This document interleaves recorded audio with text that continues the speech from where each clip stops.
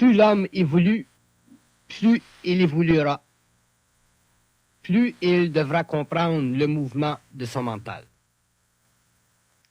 Plus il devra saisir la réalité de son mental. Le mental de l'homme est en effet un mouvement d'énergie. Il ne représente pas simplement un plateau d'intelligence, un niveau d'intelligence. Il représente un mouvement d'énergie intelligent. La réalisation, la conscience du mouvement mental de l'homme est essentielle à l'évolution psychologique de sa connaissance planétaire, à l'évolution historique de sa connaissance planétaire, et aussi à l'évolution métaphysique de sa science interne. L'homme, au cours de l'évolution, pour en arriver éventuellement à vivre le contact avec les intelligences qui doivent, dans un certain temps, venir vers la Terre pour récupérer sa race, doit élever le taux vibratoire de son mental, doit prendre conscience du mouvement mental de sa conscience réelle. Car c'est dans le mouvement de la conscience mentale que s'établira la connexion entre l'homme de la Terre et l'homme venant d'ailleurs, c'est-à-dire les forces de la lumière, qui serviront de pont entre l'homme matériel et l'homme éthérique. Le mouvement mental de l'homme de l'avenir constituera la seule et unique mesure de sa conscience. Contrairement à l'homme de l'involution, où le mouvement mental n'était pas perçu, mais simplement réfléchi, chez l'homme nouveau, le mouvement mental sera perçu et actualisé. Et c'est dans la perception et l'actualisation de ce mouvement mental que l'homme découvrira le fil d'Ariane qui doit le mener éventuellement à une prise de conscience totale, à une réalisation totale et à l'ouverture du plan éthérique de sa conscience. Pour que l'homme prenne conscience du mouvement mental en lui, il doit graduellement vivre sa conscience à la pointe de son esprit. Il doit vivre sa conscience le plus possiblement éloigné de la réflexion égoïque. C'est-à-dire qu'il doit sentir dans sa conscience un mouvement mental qui constitue pour lui la sommité vibratoire de son énergie intelligente et le recul de plus en plus grand, de plus en plus réel de l'activité cérébrale rationnelle de son ego. Ceci ne veut pas dire que le mouvement mental de l'homme n'est pas rationnel. Ceci veut dire que le mouvement mental de l'homme, dans son actualisation, concrétise le partnership, l'alliance entre l'ego et le double, concrétise la relation entre la lumière et la matière, concrétise la fusion de l'homme et le prépare éventuellement au contact avec les terres. Au stage où l'homme en est aujourd'hui, au stage où il lui est permis de réaliser le mystère de sa propre conscience, il est évident que l'homme ne possède pas la totalité de sa vision. Pourquoi? Parce que l'homme encore fonctionne psychologiquement par rapport aux valeurs transmises dans son mental, par rapport aux pensées, par rapport à l'émotion des pensées, par rapport à ce que les pensées font vibrer en lui de désir, d'enthousiasme, d'ambition ou de vision partielle. Mais dans le mouvement mental de la conscience humaine, s'exprime la totalité de la dimension psychique intégrée de l'homme. C'est-à-dire que dans ce mouvement mental, l'homme, l'humain planétaire, l'humain animé par la mémoire, disparaît pour que se manifeste l'humain cosmique, l'humain esprit, l'homme esprit, l'homme en fusion. Le mouvement mental de la conscience de l'homme est équivalent à la génération instantanée de l'esprit à travers le cerveau. Le mouvement mental de l'homme est équivalent à la présence absolue du double dans son mental. Le mouvement mental de l'homme est intrinsèquement un phénomène de psychisme actualisé. Il n'y a rien de psychologique dans le mouvement mental. Il n'y a rien d'égocentrique dans le mouvement mental. Le mouvement mental est une dimension supérieure de l'intelligence humaine. Il représente catégoriquement une facette mystérieuse de l'homme. Il représente inévitablement un aspect de la fusion humaine. Il représente donc un aspect de l'avenir de l'humanité. Et c'est dans le cadre de cette réalité que l'homme doit saisir l'opportunité créative de son esprit à travers un mental éveillé à la capacité de nouvelles compositions, c'est-à-dire à la capacité d'éveiller en lui une nouvelle gamme de connaissances, une nouvelle gamme de savoir, une nouvelle gamme de relations entre l'esprit et l'ego. Pour que l'homme reconnaisse, pour qu'il en arrive à reconnaître le principe fondamental de sa nature, la nature évidente de son moi, la nature réelle de son psychisme, l'inévitable réalité de son être, il lui faut procéder à l'évolution psychique de son moi, afin de pouvoir finalement sentir, vibrer, réaliser le mouvement mental. Le mouvement mental de l'homme est inévitablement la plus haute vibration que peut manifester l'esprit dans son cerveau. Le mouvement mental est inévitablement le plus grand rapport qui puisse exister entre la lumière et l'ego. Le mouvement mental est ultimement l'esprit cristallisé dans l'ego. L'homme, pour qu'il soit sur le plan matériel, pour qu'il devienne sur le plan matériel un être avisé, c'est-à-dire un être capable de répondre de tout ce qu'il doit savoir dans le cadre de son évolution, doit pouvoir vivre, vibrer essentiellement.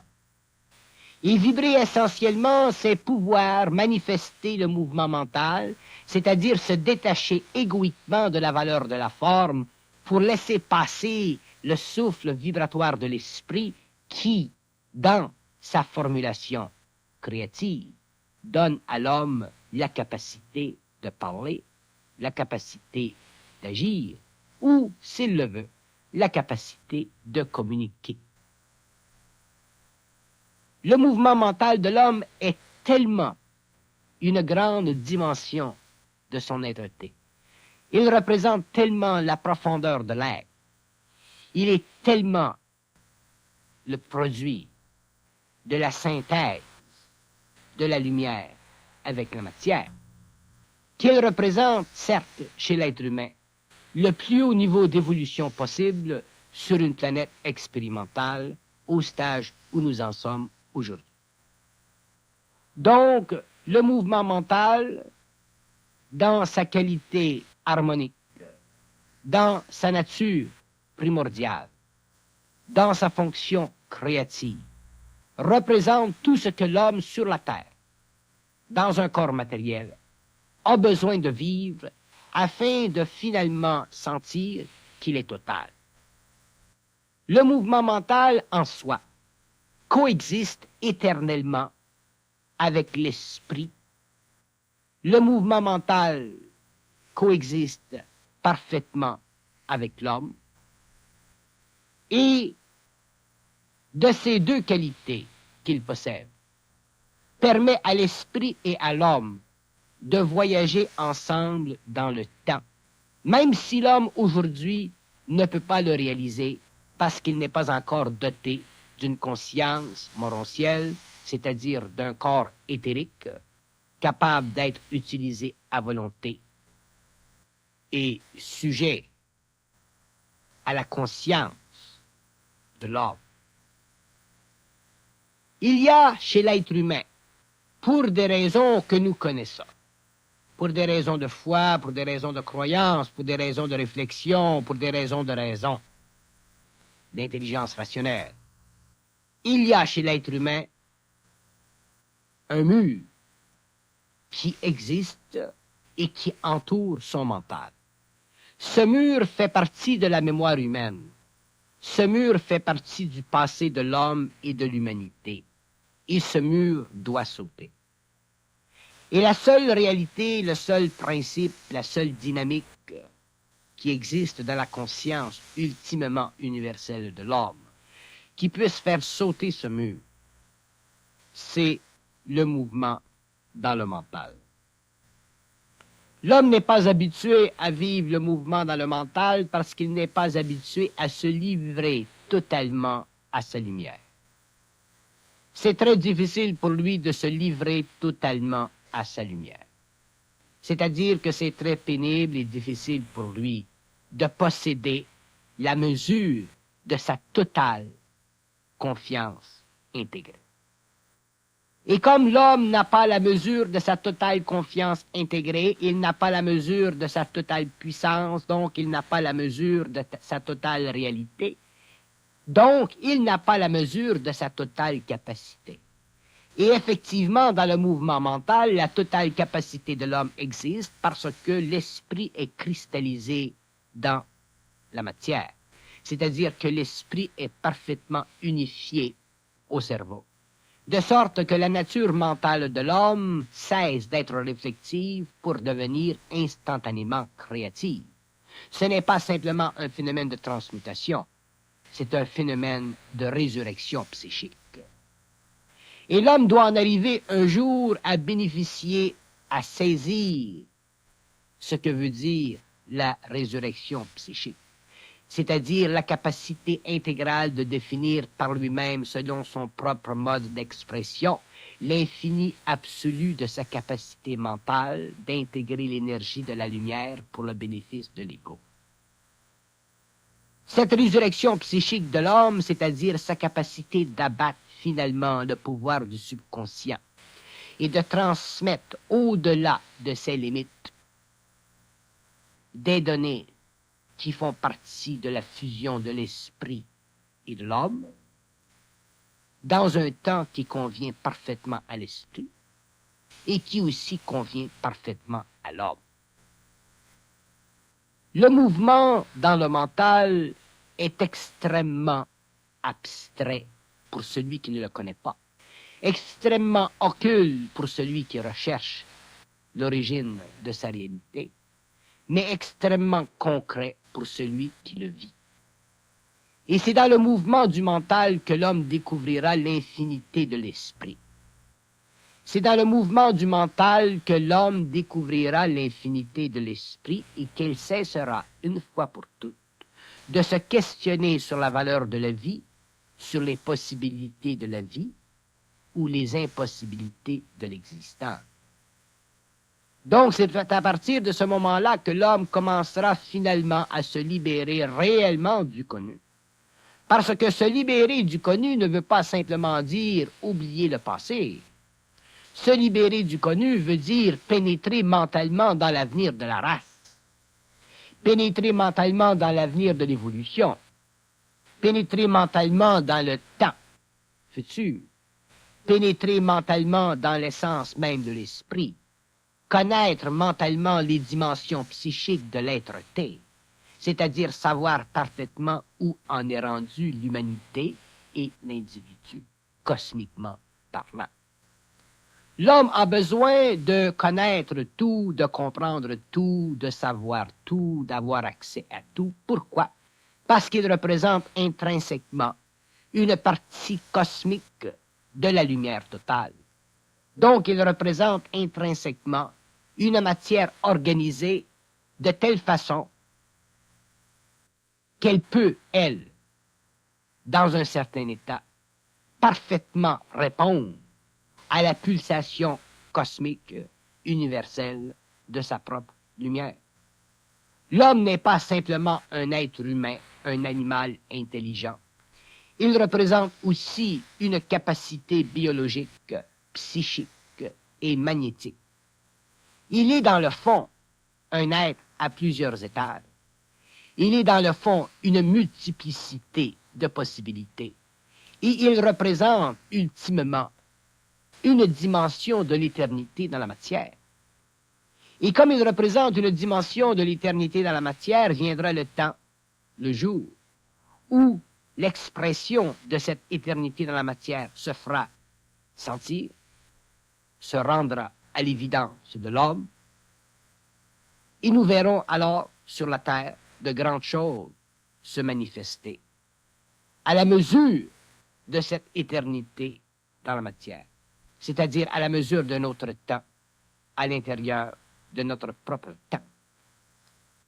Mais pour que l'homme en arrive finalement un jour à pouvoir apprivoiser ce qu'il a pendant des millénaires consumé, pour qu'il puisse apprivoiser, mater ce qui pendant des millénaires a fait de lui un pauvre d'esprit, pour qu'il puisse apprivoiser ce qui pendant des millénaires a constitué l'ultime limite à son intelligence, pour qu'il puisse apprivoiser tout ce qui puisse se dresser devant lui, devant sa vision, devant ses yeux et ultimement devant sa force, il doit commencer à mettre le doigt, à sentir, à percevoir ce que veut dire le mouvement de son mental. L'homme comprendra ce que veut dire le mouvement de son mental lorsqu'il aura commencé à lâcher prise sur la valeur psychologique de la forme qui constitue pour son mental, c'est-à-dire le monde de ses pensées, une qualité résonante pour l'ego.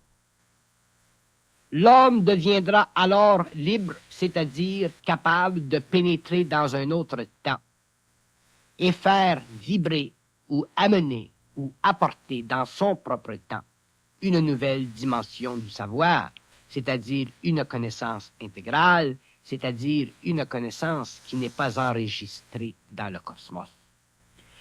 Tant que l'homme ne pourra pas apporter vers l'homme ou vers l'humanité une connaissance qui n'est pas enregistrée dans les archives, toute forme de connaissance qu'il possédera sera entachée des lois karmiques, sera entaché des lois évolutives et sera le produit d'une coloration, d'une information et d'un contrôle, c'est-à-dire d'une manipulation à partir des plans subtils de l'astral, que nous pourrons demain appeler les plans favoris des forces lucifériennes. Autrement dit, l'homme nouveau, l'homme qui vivra dans le mouvement de son mental,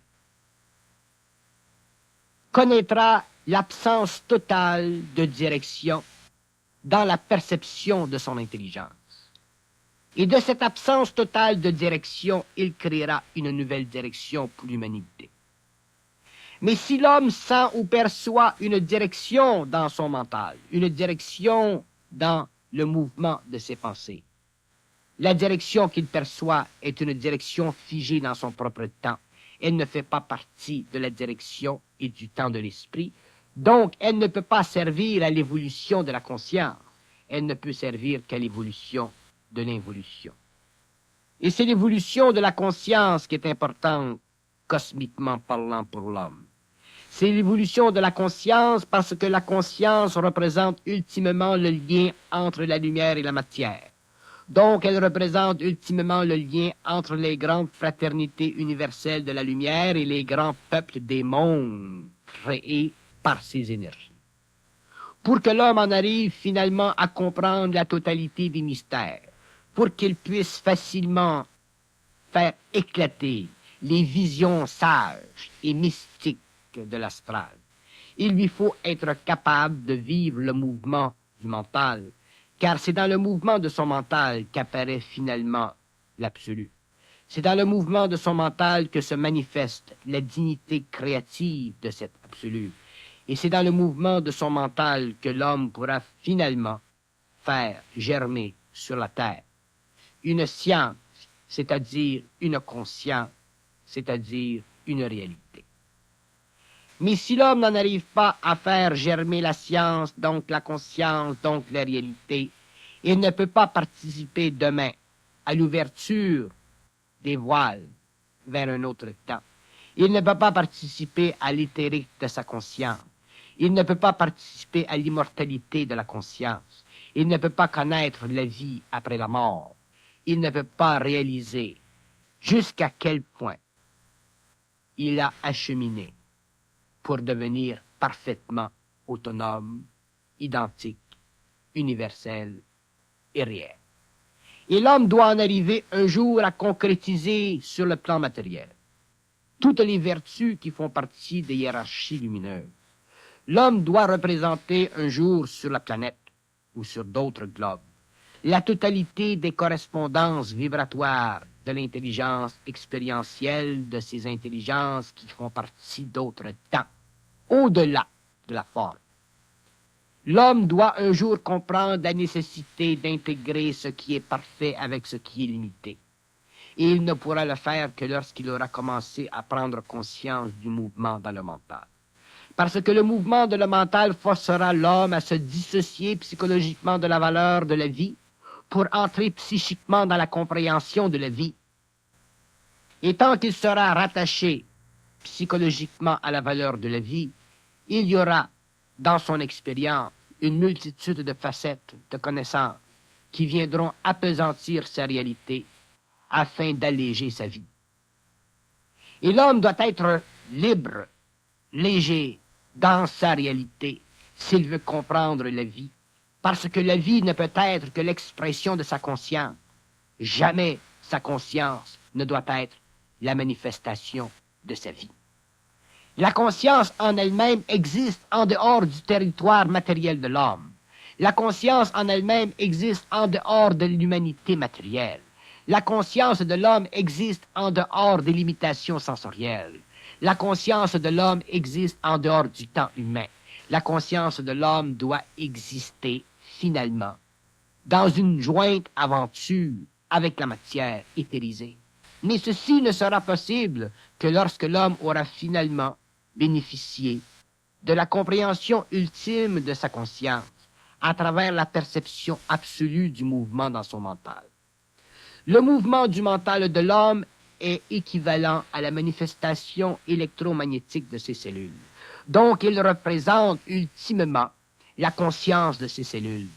Et la conscience des cellules de l'homme est un monde en lui-même. La conscience des cellules de l'homme est en elle-même la représentation cosmique de son macrocosme. Et la conscience des cellules doit, chez l'être humain, révéler à l'homme, non pas à l'ego réflectif, mais à l'homme qui est un aspect de la totale humanité, jusqu'à quel point il est divinisable par la rencontre de l'énergie et de la matière. Mais ceci ne peut pas être possible si l'homme ne connaît pas, ne réalise pas le mouvement dans le mental.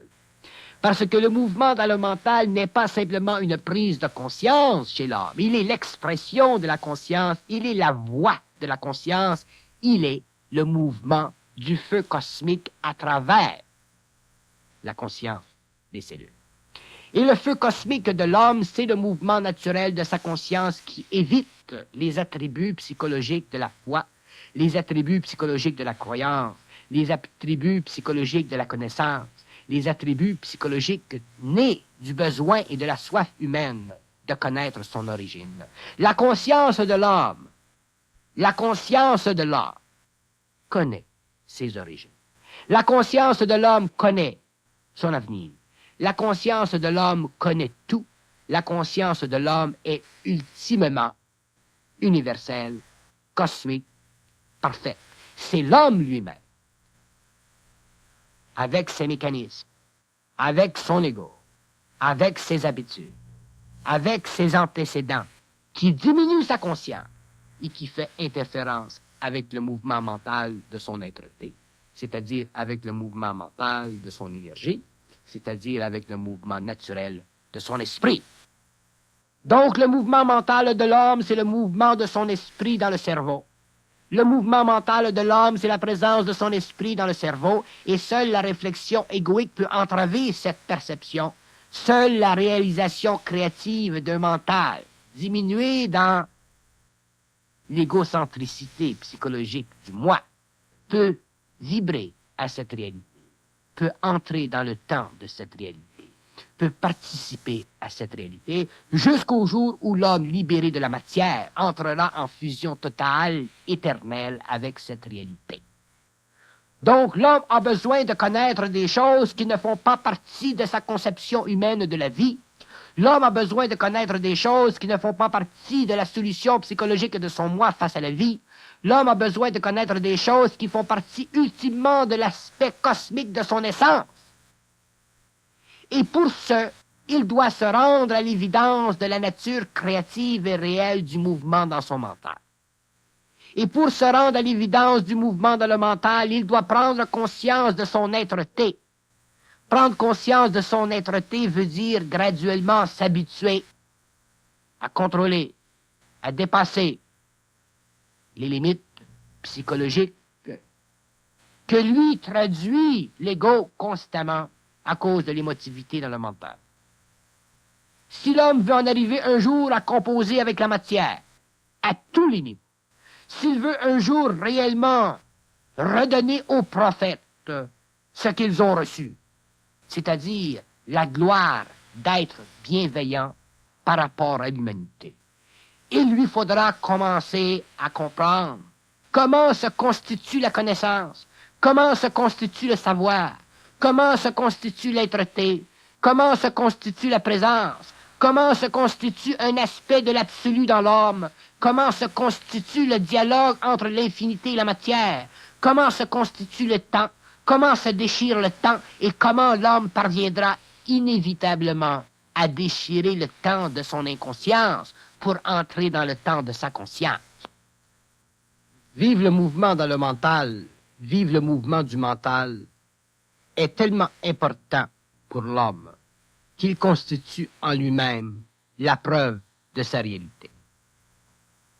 La réalité humaine, la réalité future de l'homme, la conscience de l'homme, son principe cosmique manifesté sur le plan matériel, sera d'abord perçu à travers le mouvement de son mental. Et tant que l'ego n'aura pas pris conscience de ce mouvement dans le mental, tant qu'il n'aura pas pris conscience de la dissociation psychologique du moi face à la pénétration de sa propre lumière, l'homme n'aura pas une mesure de sa réalité, il n'aura pas une sécurité profonde et parfaite de son être, et il ne pourra pas bénéficier complètement de ce qu'il sait et de ce qu'il peut dire.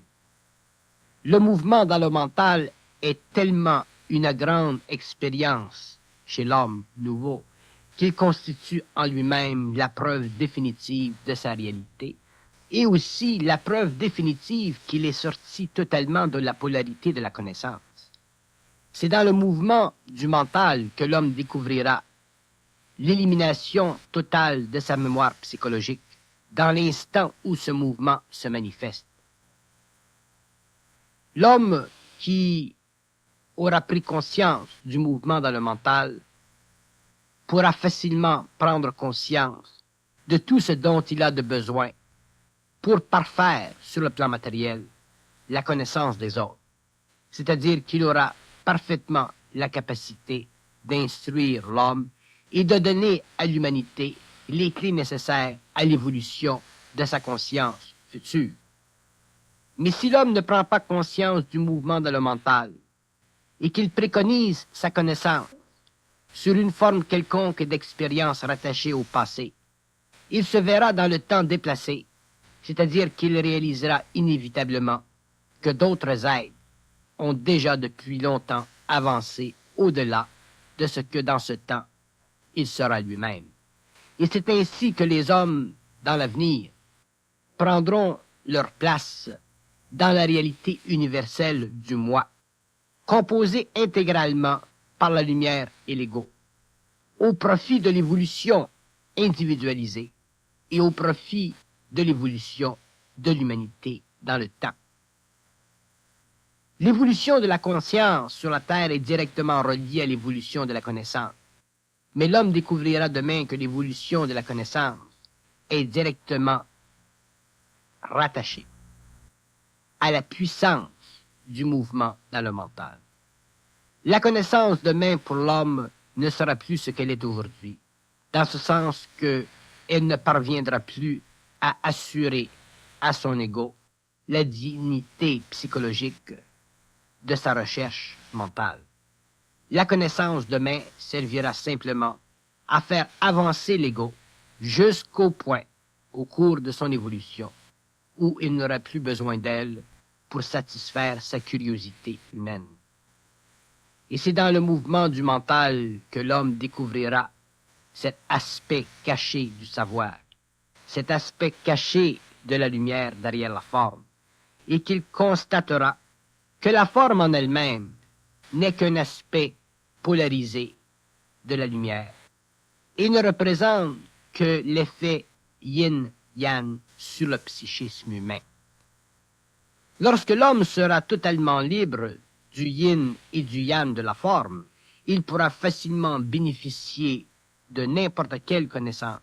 Il pourra facilement manifester n'importe quelle connaissance et ne sera jamais affecté par ce qu'il saura. Pourquoi?